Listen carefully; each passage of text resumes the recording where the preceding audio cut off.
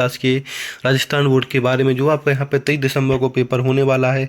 राजस्थान की शौर्य परंपरा एवं स्वतंत्रता संग्राम के बारे में जो आपका यहाँ पे एक विषय होता है, उसका पेपर यहाँ पे होने वाला है। इसमें क्या क्या पूछा जाने वाला है, सारी की सारी जानकारी इस वीडियो में देने वाला है। तो वीडियो को आपको यहाँ पर लास्ट तक देना है। चैनल पर पहली बार तो चैनल को आप सब्सक्राइब कर लेना। तो यहाँ पे आपके देख सकते हैं, यहाँ पे आपको पूरा का पूरा 3 घंटा 15 मिनट का समय मिलने वाला है और आपका पूरा का पूरा यहाँ पर 70 नंबर का पूरा आपका यहाँ पे होने वाला है।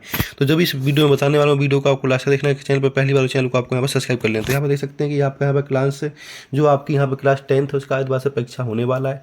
और जो आपका यहाँ पर विषय होने वाला है वो यहाँ पे आपका राजस्थान की शौर्य परंपरा एवं स्वतंत्रता संग्राम पे पूरा का पूरा आपका पेपर होने वाला है। यहाँ पे कोड का ये यहाँ पे आपके क्या बताऊँ दिशा निर्देश देखिए, इनको आपको यहाँ पर अच्छे से पढ़ लेना। जितना बताएगा अगर उतना कर ले तो यहीं से आपका पूरा का पूरा पेपर हो जाता है। चलो चलते पहले प्रश्न की होगी। पहला प्रश्न इसमें क्या पूछा गया है आपसे, तो यहाँ पे आप देख सकते हैं कि पहला प्रश्न जो आपका यहाँ पे बनता है वो आपका यहाँ पे बहु विकल्पीय प्रश्न बनते हैं। इसके अंदर आपको प्रत्येक प्रश्न का 1 नंबर यहाँ पे आपको मिलने वाला है। तो पहला प्रश्न इसमें पूछा गया कि सीकर जिले का कौन सा स्थान कोटा उद्योग के लिए प्रसिद्ध है। तो सीकर जिले का कौन सा स्थान है जो कोटा उद्योग के लिए प्रसिद्ध है? नेचवा, पिपरली, खूड़ या खंडेला। तो यहाँ पे ऑप्शन आपका डी आ जाएगा, इसमें खंडेला हो जाएगा। प्रश्न नंबर दूसरे में पूछा गया कि विजय दान देथा का जन्म राजस्थान के किस जिले में हुआ था? बीकानेर में हुआ था, भरतपुर में हुआ था, जोधपुर में या फिर जालौर में तो कहाँ पे हुआ था इसका जन्मदिन? इसका जन्मदिन जालौर में हुआ था। प्रश्न नंबर दूसरे का आपका यहाँ पे डी हो जाएगा, जालौर।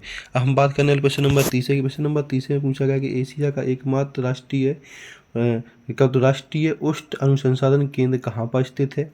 उत्तर प्रदेश में स्थित है, राजस्थान में, गुजरात में, मध्य प्रदेश में। तो इसका ऑप्शन आपका यहाँ पर आ जाएगा राजस्थान में स्थित है। प्रश्न नंबर आपका यहाँ पर पूछा गया चौथा, जिसमें 13 ताली नृत्य किस लोक देवता से संबंधित है? 13 ताली नृत्य किस लोक देवता से संबंधित है? तो यहाँ पे आ जाएगा पाबू जी से, गंगा जी से, या फिर हर्षनाथ जी से, या फिर रामदेव जी से। तो इसका ऑप्शन आ जाएगा डी, रामदेव जी से। ठीक है। प्रश्न नंबर आपके यहाँ पे 5th पूछा गया, किस दुर्ग के लिए कहा गया है कि यह दुर्ग बख्तरबंद है? रणथंभौर के लिए, नाहरगढ़ के लिए, या फिर सिवाड़ा के लिए, या फिर तारागढ़ के लिए। तो प्रश्न नंबर 5th का आपका यहाँ पे आंसर हो जाएगा रणथंभौर के लिए, ये बात कही गई है। प्रश्न नंबर 6 देखेंगे, प्रश्न नंबर 6 में क्या पूछा गया है। तो प्रश्न नंबर 6 में पूछा गया आपसे कि राजस्थान में लटक मार होली कहाँ खेली जाती है?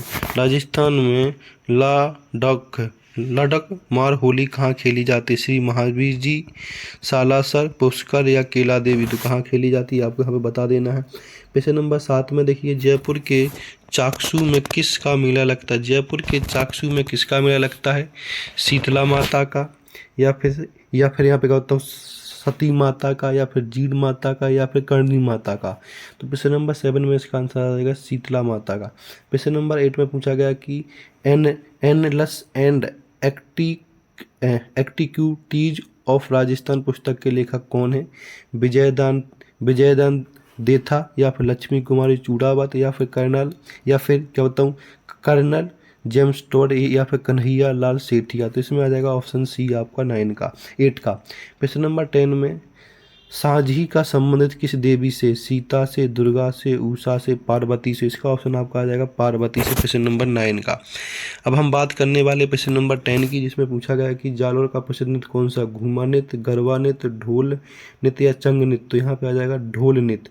तो इस तरह से आपके पूरे के पूरे जो बहुविकल्पीय प्रश्न तो सारे के सारे मैंने करा दिए। तो ऐसी इंपॉर्टेंट अपडेट के लिए, ऐसी इंपॉर्टेंट पेपर के लिए चैनल को सब्सक्राइब कर लें। तो जितने मैंने बताया वो सारे के सारे आपके लिए इंपॉर्टेंट, तो इन सारे के सारे को आपको अच्छे से याद कर लेना। अब हम चलते हैं नेक्स्ट क्वेश्चन इसमें क्या पूछा गया है। तो नेक्स्ट क्वेश्चन इसमें आपसे क्या पूछा गया, हम उसकी बात करें। नेक्स्ट क्वेश्चन आपसे पूछा गया कि अति लघु उत्तीय प्रश्न, प्रत्येक प्रश्न का 1/5 अंक मिलने वाला है, 1.5 नंबर आपको मिलने वाला हर प्रश्न का। तो पहला प्रश्न पूछा गया कि हल्दी घाटी के युद्ध किस किस के बीच हुआ था?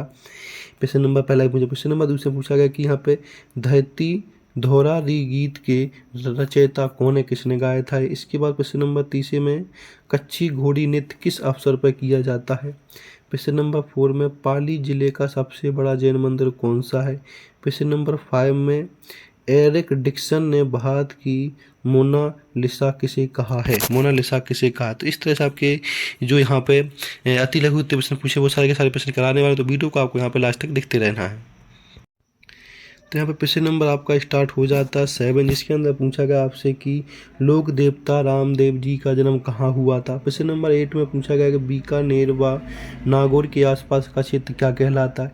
प्रश्न नंबर 9 में भीनमाल का प्राचीन नाम लिखिए। और प्रश्न नंबर 10 में पूछा गया कि मीराबाई किस भगवान की भक्ति करती थी। यहाँ से आपके अति लघु उत्तर प्रश्न पूरे के पूरे हो जाते हैं। अब हम बात करने वाले हैं लघु उत्तर प्रश्नों के बारे में, जो आपके यहाँ पर 2 नंबर का एक प्रश्न होने वाला है। तो पहला प्रश्न पूछा गया कि रण गौर के अवसर पर गाए जाने वाले गीतों की 2 पंक्तियाँ लिखिए। प्रश्न नंबर दूसरा पूछा गया कि जैसलमेर के 4 प्रमुख पर्यटक स्थलों के नाम लिखिए। प्रश्न नंबर 30 में पूछा गया कि राजस्थान की महिलाओं के पैरों में पहने जाने वाले प्रमुख आभूषण कौन कौन से होते हैं, इसके बारे में बताना है। प्रश्न नंबर 4 में पूछा गया कि राजस्थान में बोली जाने वाली प्रमुख बोलियां कौन कौन सी हैं। प्रश्न नंबर 5 में पूछा गया जयपुर के प्रमुख दर्शनीय स्थलों के नाम लिखिए। प्रश्न नंबर 6 में पूछा गया बूंदी शैली की 2 विशेषताएं लिखिए। प्रश्न नंबर 7 में पूछा गया कि कन्हैया सेठिया के 2 प्रमुख काव्य संग्रह लिखो। प्रश्न नंबर 9 में पूछा गया कि राजस्थान के उन दुर्गों के नाम लिखो जिन्हें वर्ल्ड हेरिटेज साइट की सूची में शामिल किया गया है। तो यहाँ पे आपके लघु उत्तरीय प्रश्न होते हैं, सारे के सारे प्रश्नों को आपको अच्छे से कर लेना। और यहाँ पे प्रश्न नंबर 9 में जो मैचिंग दे रखी, इन मैचिंग को यहाँ पर समृद्ध करना है, जो आपकी लोक कला और संबंधित सामग्री, जो यहाँ पर लोक कला है और यहाँ पर संबंधित सामग्री से मैचिंग करनी है। तो इस तरह से आपके लघु उत्तरीय प्रश्न पूरे के पूरे हो जाते हैं। सारे के सारे प्रश्नों को आपको अच्छे से याद कर लेने, पेपर जाने से पहले सारे के सारे प्रश्नों को आपको यहाँ पे एक बार देख लेना। अगर इतना आप करके जाते तो आपका पेपर यहीं से पूरा का पूरा हो जाएगा और कहीं आने की जरूरत नहीं है। जितने भी क्वेश्चन इसमें बताए गए सारे के सारे क्वेश्चन इंपॉर्टेंट, सारे के सारे क्वेश्चन को आपको यहाँ पे पढ़ के जाना है। अगर आप इतना पढ़ लेते तो यहीं से आपका पूरा का पूरा पेपर हो जाएगा। चलो नेक्स्ट क्वेश्चन पे चलते हैं। नेक्स्ट क्वेश्चन में क्या पूछेगा हम उसकी यहाँ पे बात कर लेते हैं।